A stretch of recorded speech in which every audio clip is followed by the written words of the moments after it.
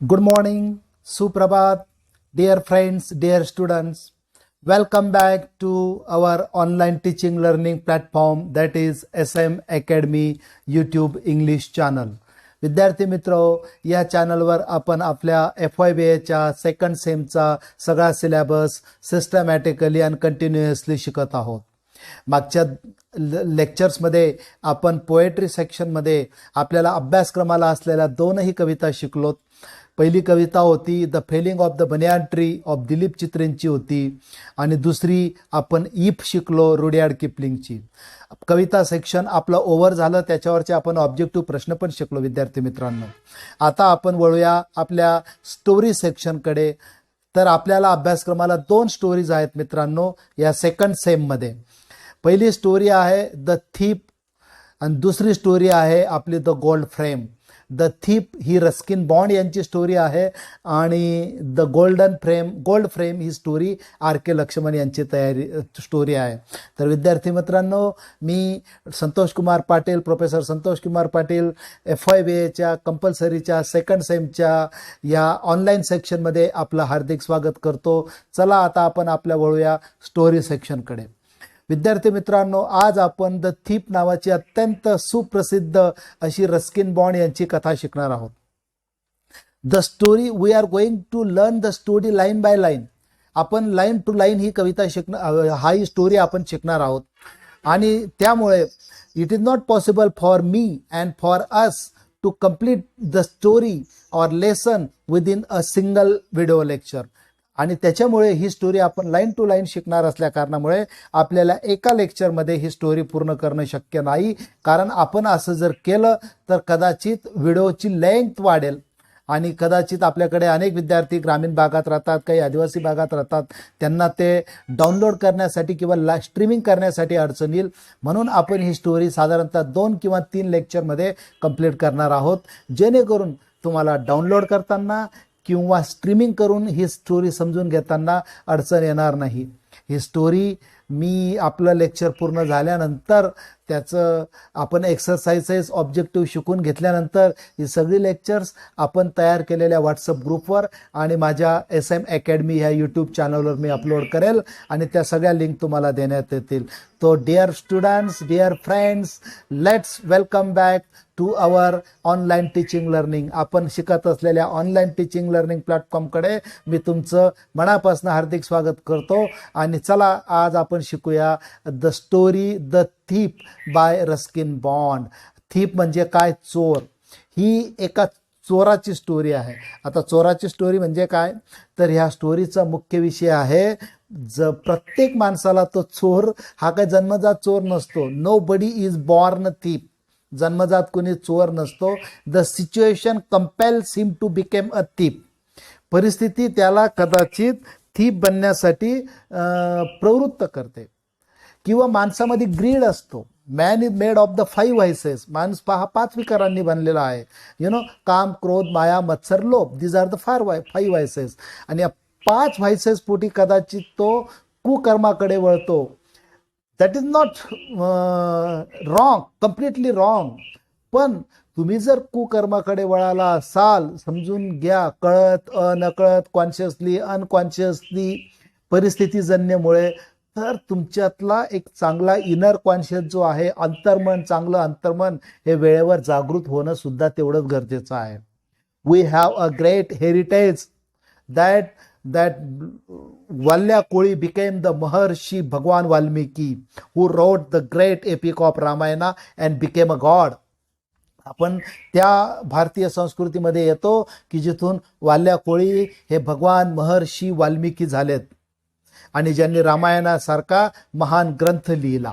कारण का, त्यांच्यामध्ये नंतरच्या आयुष्यामध्ये एक इनर कॉन्शियस जागृत झाला. What is wrong, what is correct, काय चांगलं काय वाईट. तसंच ह्या स्टोरीमध्ये एक थीप आहे, एक मित्र आहे. तो माणसामध्ये असलेल्या नॅचरल व्हायसेस पोटी, व्हायसेस म्हणजे दुर्गुण, due to the natural vices, those are inborn natural vices, he commits a mistake, he commit a theft. तो एक चोरी करतो, मिस्टेक करतो. ते ठीक आहे, परंतु वेळेवर त्याच्यातला माणूस जागा होतो. त्याच्यातला इनर कॉन्शियस जागा होतो. His inner conscious is awaken at very timely, अत्यंत वेळेवर जागृत होतो. And he repents for his mistake, घडलेल्या चुकींबद्दल त्याला पश्चाताप होतो. चुका माणसाच्या आयुष्यातनं होतात, that is a natural phenomena. But to repent and realise those mistake and repent on it, that is the great human phenomena. तो माणसाचं सगळ्यात महत्वाचं ह्युमन इन्स्टिंक्ट असतं. That is the quality of a good behaviour. आणि ते आपल्याला या स्टोरीमध्ये शिकायचं आहे. या story, it is a story of two friends. ते काय फ्रेंड म्हणजे जन्मजात फ्रेंड होते की बालपणापासून फ्रेंड होते असं काही नव्हतं. Accidentally they become a friend. योगायोगाने अनावधानाने ते मित्र झाले आणि त्यांच्या आयुष्यामध्ये काय घडलं ते या स्टोरीमध्ये रस्किन बॉन्ड यांनी अत्यंत सुंदर पद्धतीने सांगितलेलं आहे. तर या story, it is a story of Harisingh. Harisingh नावाचा एक चोर, ते पण त्याचं ओरिजिनल नाव नसतो, तो प्रत्येक वेळेस चोरी करताना आपलं नाव बदलत असतो, पण आता इथं त्याने हरिसिंग असं सांगितलेलं आहे. आणि Arun, a story writer journalist, एका पत्रकार आणि जर्नालिस्ट स्टोरी रायटर लघुकथा लेखकाची आणि त्या हरिसिंग ह्या चोरांच्या दरम्यानची ही कथा आहे. आता पाहूया काय कथा आहे. मी ऑलरेडी टेक्स्ट हे जे आहे हे इथे अपलोड केलेलं आहे आणि ते आपण लाईन टू लाईन शिकणार आहोत. म्हणून मी तुम्हाला म्हटलं की लेक्चर हे 1 किंवा 2 लेक्चरमध्ये होणं शक्य नाही. कंप्लीट स्टोरी आपण त्याचे 2 किंवा 3 लेक्चर्स करूया. Let's start. I was steel a thief when I met Anil. He story कोण सांगता आहे? हरिसिंग नावाचा चोर सांगतोय की मी तेव्हा सुद्धा थिपच होतो जेव्हा मी अनिलला भेटलो. मेट म्हणजे भेटणे. And though only 15. तेव्हा हा जो हरिसिंग होता किती वर्षाचा होता? पहिला ऑब्जेक्टिव्ह प्रश्न. What was the age of Harisingh? हरिसिंगचं वय काय होतं? तर 15. I was an experience and fairly successful hand. मी अत्यंत सक्सेसफुल, यशस्वी आणि अनुभवी असा चोर झालो होतो. हँड म्हणजे पाकिटमार करण्यामध्ये मी बऱ्यापैकी ट्रेन झालो होतो. तो स्वतः सांगतो आहे. हरिसिंग हा चोर ही स्टोरी स्वतः सांगतो आहे, त्याच्या लाईफचा इव्हेंट. तर तो कुठे भेटला? तर तो अनिलला भेटला. अनिल हा एक असा साधा बेरोजगार पत्रकार होता, लेखक, लघुकथाकार होता. त्याचे जेवणाचे राहण्याचे वांदे होते आणि एके दिवशी तो कुठेतरी एका ठिकाणी कुस्तीची मॅच पाहत होता. Anil was watching a wrestling match. Wrestling म्हणजे कुस्ती. एका ठिकाणी कुस्तीची मॅच पाहत होता. आणि हे चोर कसे असतात? They are always in search of their victim. ते नेहमी आपल्या व्हिक्टिमच्या सर्चमध्ये असतात. प्रे म्हणतात त्याला, भक्ष, PREY. ते नेहमी आपल्या भक्ष्याच्या शोधामध्ये राहतात. किंवा सोपा शब्द, the thieves are always in search of a right target. ते नेहमी राईट टार्गेटच्या सर्चमध्ये असतात. तर एका ठिकाणी कुस्तीची मॅच चालू होती. मध्ये कुस्ती खेळणारे खेळत होते आणि गोलाकार पद्धतीने सगळे लोक गंमत पाहत होते. तिथे अनिल पण होता. हा तिथे गेला हरिसिंग आणि याला असं वाटलं की या कोपऱ्यात बसलेला जो उभा राहिलेला जो पोरगा आहे ना, हा माझं योग्य टार्गेट राहू शकतं. मी याचं पाकिट मारू शकतो असं त्याला वाटलं कदाचित. म्हणून Anil was watching a wrestling match. त्या ठिकाणी तो बिचारा अनिल उभा राहून ती कुस्तीची मॅच पाहत होता. व्हेन आय अप्रोच हिम, जेव्हा मी त्याला भेटलो. He was about 25. दुसरा ऑब्जेक्टिव्ह प्रश्न, काय वय होतं त्याचं? स्वतःचं वय काय होतं? 15. आणि अनिलचं काय होतं? 25. अ टॉल लीन फेलो, उंचसा असा बारीकसा होता. ही लुक इझी गोईंग, त्याला असं वाटलं की हा मला सहज, इझी गोईंग म्हणजे सहज साध्य. Kind and simple enough for my purpose, साधा दिसतो, भोळा दिसतो आणि माझा जो हेतू आहे पाकिट मारायचा त्याच्यासाठी हा परफेक्ट टार्गेट आहे असं त्याला चटकन लक्षात आलं. I hadn't had much luck of late and thought, आणि माझं नशीब बी लवकरच आलं, काही उशीर लागला नाही. Thought I might be able to get into the young man confidence. त्याचं पाकिट मारण्यासाठी पहिल्याने त्याचा मला ट्रस्ट किंवा कॉन्फिडन्स, त्याचा विश्वास जिंकणं गरजेचं आहे हे माझ्या लक्षात आलं आणि मग मी त्या दृष्टीने प्रयत्न करायला लागलो. हा त्याच्याजवळ गेला आणि तुम्हाला माहिती असेल कधी पण कुणाला फसवायचं असेल तर त्याची पहिली पायरी ही स्तुतीपासनं होते, खोटी स्तुतीपासनं होते. लोकांना खोटी स्तुती भलती आवडतात. काळा जरी राहिला त्याला जो सांगितलं तुम्ही स्मार्ट दिसतात, वा वा वा वा, मग तो लवकरच फसतो. तशा पद्धतीने याला असं वाटलं की आपण याची आता खोटी स्तुती करूया. तो अनिल बारका होता तरी हा त्याच्याकडे गेला आणि त्याला काय म्हणाला, you look a bit of wrestler your self. Wrestler म्हणजे पैलवान. तुम्ही सुद्धा एका पैलवानासारखे दिसतात. काय कुस्तीची मॅच पाहतात, स्वतः कुस्ती खेळा ना. I said a little flattery. Flattery म्हणजे स्तुती. Helps in making friends. पहा तिथं म्हटलेलं आहे, कधी पण जास्त छोटी स्तुती केली तर त्याच्याने मैत्री लवकर बनते असं लेखक म्हणतो. पण खोटी स्तुतीने बनलेली मैत्री ही फक्त आणि फक्त कामापुरती असते, ती चांगल्या पर्पजसाठी नसते. फ्लॅटरी म्हणजे याने स्तुती करायला सुरुवात केली. तो पण हुशार होता अनिल. त्याने याच्याकडे पाहिलं, हा कशाला माझी स्तुती करतोय, घेणं देणं. हा बारीक होता तरी तो काय म्हणाला, सो डू यू. मीच काय पैलवान म्हणे, तू पण मग पैलवान सारखाच दिसतो म्हणे. ही रिप्लाइड. त्याच्या उत्तराने मला थोडंसं वाईट वाटलं. मला वाटलं की बराच छान दिसतो. Which put me off for a moment. त्याच्याने मला थोडंसं अडखळल्यासारखं झालं. Because at that time I was rather thin. मी बारकासा होतो तरी आम्हाला म्हणतो, मी नाही तू पण पैलवान सारखा दिसतो म्हणे. पण मी पुढे मला काम करायचं होतं. Well I said modestly. मी विनम्रतेने म्हटलो, I do wrestle a bit. हो हो, मी कधी कधी कुस्ती खेळून घेतो. What's your name. त्याने मला पहिला प्रश्न विचारला, तुमचं नाव काय. मग या चोराने नाव सांगितलं, Hari Singh. What is the name of thief. असा जर ऑब्जेक्टिव्ह प्रश्न आला तर उत्तर आहे हरी सिंग. I lied. मी खोटं बोललो. I took a new name every month. प्रत्येक महिन्याला माझं नवीन नवीन नाव राहायचं. दॅट स्केप me ahead of the police and my former employers. ते मी का बदलायचो, कारण मला पोलिसांपासून स्वतःची आयडेंटिटी लपवायची राहायची आणि मागे काय एम्प्लॉयर्स आहेत ज्यांना मी फसवलेलं आहे नोकरी करताना, त्या म्हणून मी वेगळं वेगळं नाव सांगायचो. याला त्याने काय नाव सांगितलं, the name that thief told to mister Anil is Hari Singh. After this introduction, याच्यामध्ये थोडंसं लिटल बिट इंट्रोडक्शन झाल्यानंतर Anil talk about the well oil wrestlers. Anil बोलू लागला, मी चांगल्या पद्धतीचे जे ऑइल करतात, मसाज करतात अशा अनेक पैलवानांना ओळखतो. Who were grunting. तिथे जे खेळत होते. Lifting and throwing each other about. तिथे जे एकमेकांना उचलत होते, फेकत होते असे ऑइल. हा अमका पैलवान, ढमका पैलवान, काला पैलवान, तो गोरा पैलवान, असं काहीतरी नावं सांगत होते. I didn't have much to say. Anil walk away. I follow casually. मी काही जास्त बोलणार, एवढं बोलून अनिल तिथून जाऊ लागला. मला वाटलं याला पकडलं पाहिजे, कारण याच्याकडनं मला पाकिट मारायचं आहे. So he followed Anil. मी पुढे गेल्यावर मला हॅलो अगेन ही सेड. तो मला म्हणाला, hello, why you are following me. तुम्ही माझा काय पिच्छा करत आहेत. I gave him most appealing smile. मी त्यांना एक ॲपिलिंग स्माईल दिलं आणि मी त्यांना म्हटलं, I want to work for you. मला तुमच्यासोबत काम करायला आवडेल. I said. मी त्याला म्हटलं की मी थोडा बेरोजगार आहे. I am in search of a job. So I would like to work with you. मला तुमच्यासोबत काम करायला आवडेल. पण अनिल म्हणाला, ते ठीक आहे हो, but I can't pay to you. पण मी तुम्हाला देऊ शकत नाही, पैसे देऊ शकत नाही, पगार देऊ शकत नाही, कारण I myself is unemployed. मी स्वतःच बेरोजगार आहे, माझेच वांदे आहेत, तुम्हाला कुठून देणार. त्याने जेव्हा असं सांगितलं, I thought that over a minute. Me 1 minute विचार केला. अरे अरे, चुकीच्या माणसाकडे आपण पाठलाग करत आहोत. हा काही मला काही चांगला पैसेवाला दिसत नाही आणि माझं टार्गेट काही पूर्ण होणार नाही. Perhaps I had misjudge my man. मला असं वाटलं की पहिल्यांदा माझं कॅल्क्युलेशन चुकलेलं आहे. I ask, can you feed me. पण मग काय करणार, पावतो फरी पुढे काय. मग मी त्याला पुढचा प्रश्न केला, ठीक आहे, पैसे नाही देऊ शकतात, खाऊ तर घालू शकतात, फीड म्हणजे खाऊ घालणे. त्याने परत एकदा दुसरा प्रश्न केला, ओके, कॅन यू कुक. मग तुला स्वयंपाक येतो का.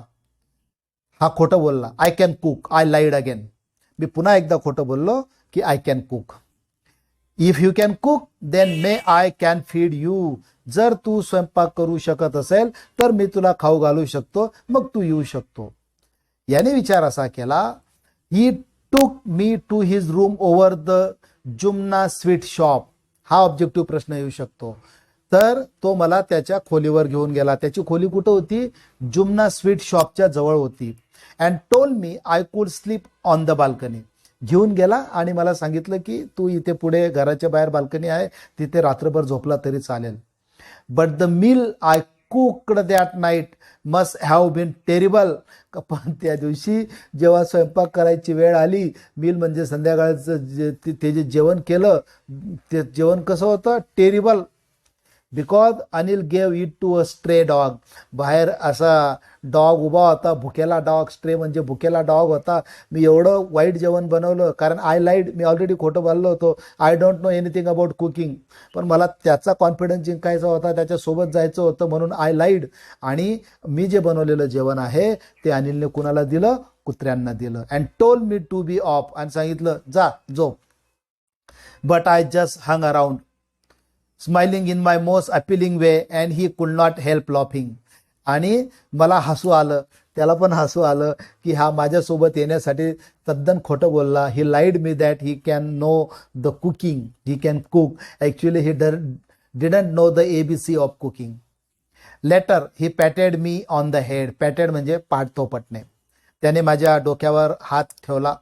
And said never mind, don't worry, होत आहे, कदाचित थोडंफार खोटं बोलला असेल, हळूहळू शिकून जाशील. He will teach me to cook, तू चिंता करू नको. जरी तुला स्वयंपाक येत नसला तरी मी तुला शिकवेल, असं अनिलने सांगितलं.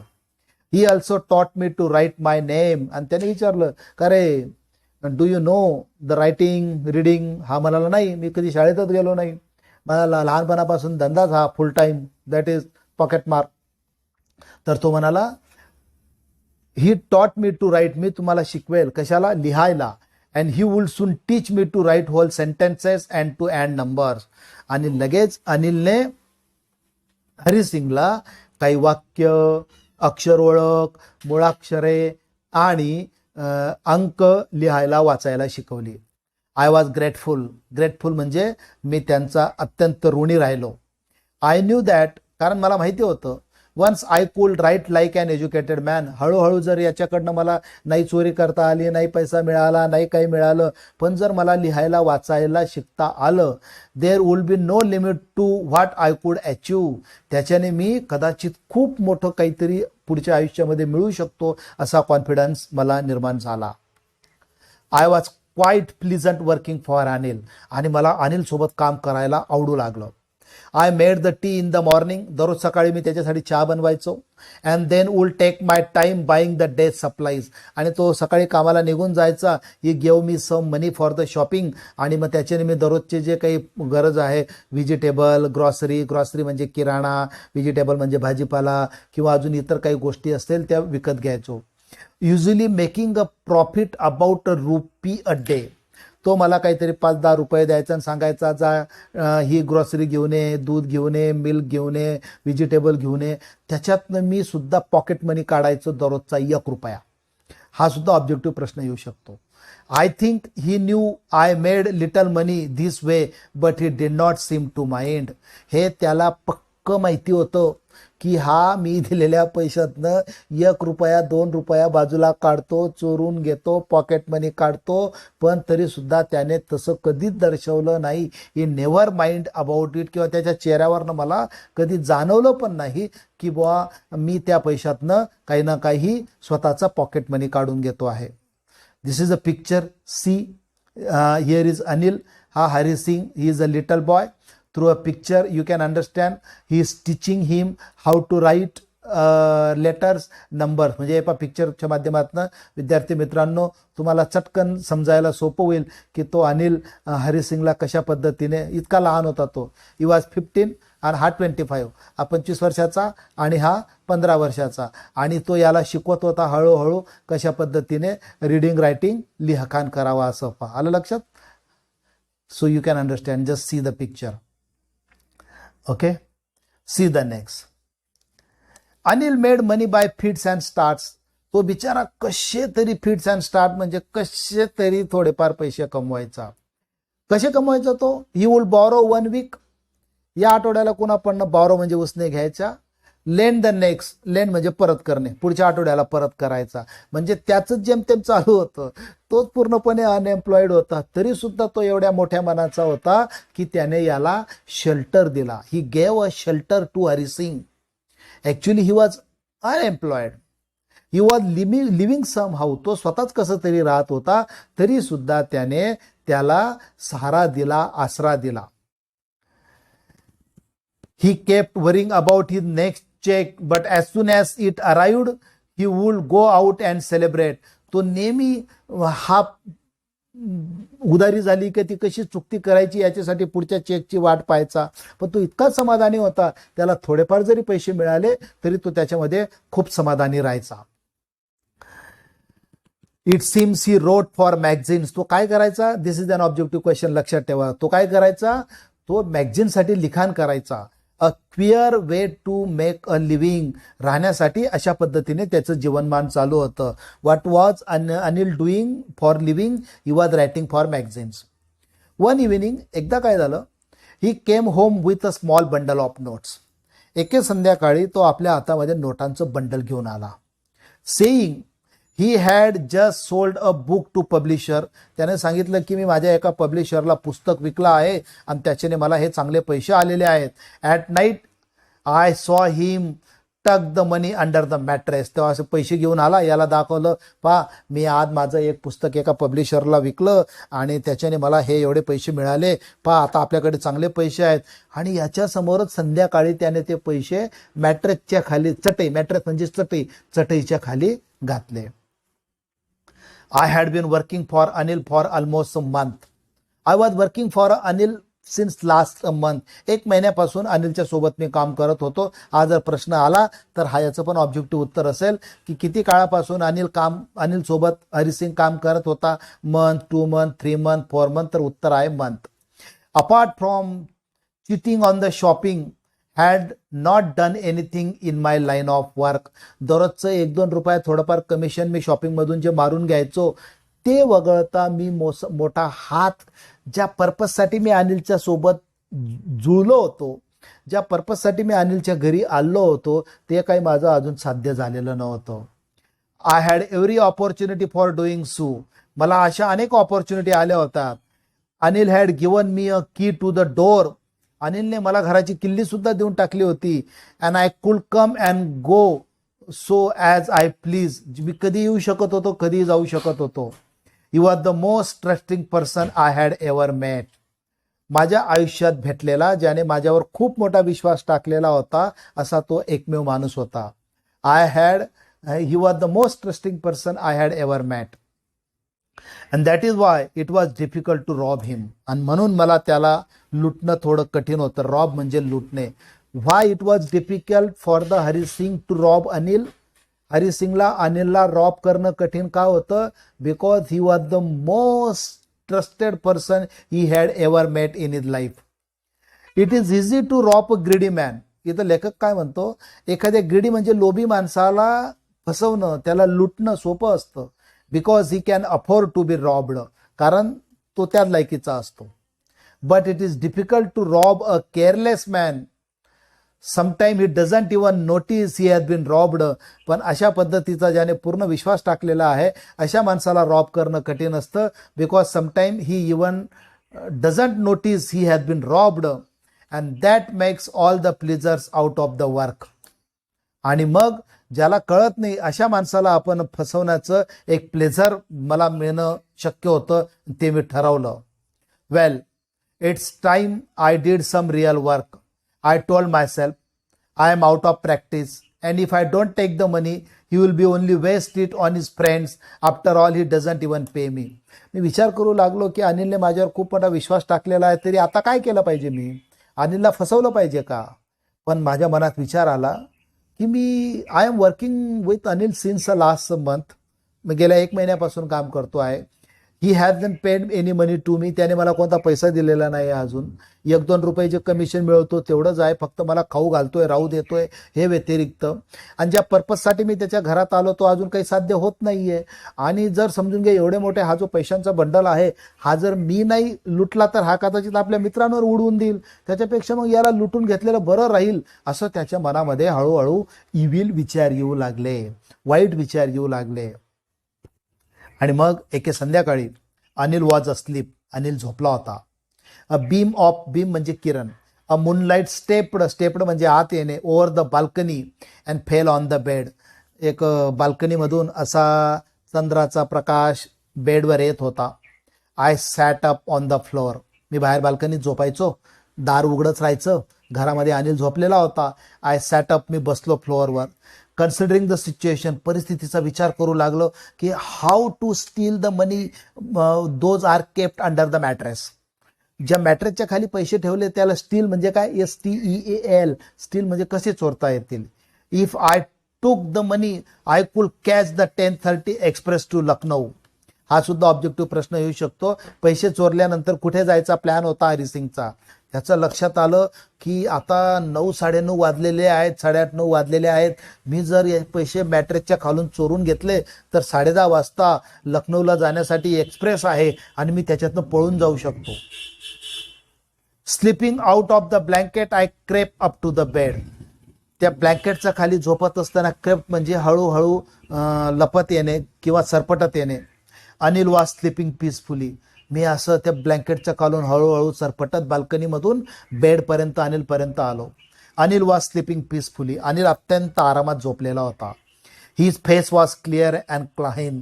अत्यंत स्पष्ट सुस्पष्ट, कोणतंही टेन्शन नसून तो झोपला होता. Even I had more marks on my face though mine were mostly scars. Okay, पण माझ्या चेहऱ्यावर घाम होता आणि टेन्शन होतं, कारण पैसे मला चोरायचं होतं. ज्याला वाईट गोष्ट करायची असते त्यालाच टेन्शन असतं. Anil was free.